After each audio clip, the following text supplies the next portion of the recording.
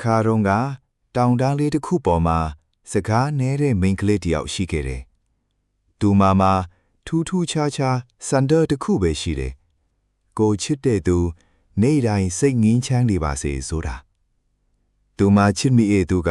ခရီးသွားတစ်ယောက်လေလိုပဲလာတော့ဒီလေလိုပဲသူမဘက်ကိုတခါလေပြုံးဖေးတတ်ပေမဲ့ဘယ်တော့မှရပ်မနေခဲ့ဘူး။တနေ့မှာခရီးသွားကငါတီတောင်ကိုနောက်တစ်ခါပြန်မလာတော့ဘူးလို့ပြောသွားခဲ့တယ်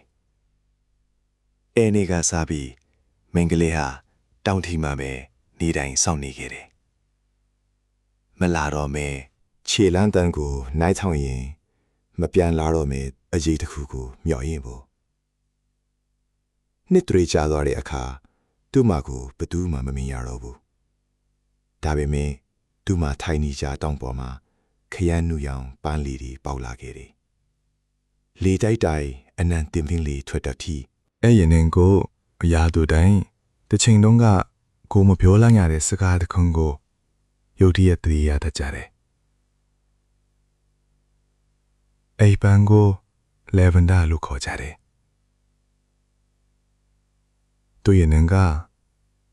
တိတ်တိတ်လေးချစ်ခဲ့ဖို့သူရဲ့ကမတ်တရားလိုပဲနူးညံ့ပြီးအချားကြီးမမေ့နိုင်ဘူး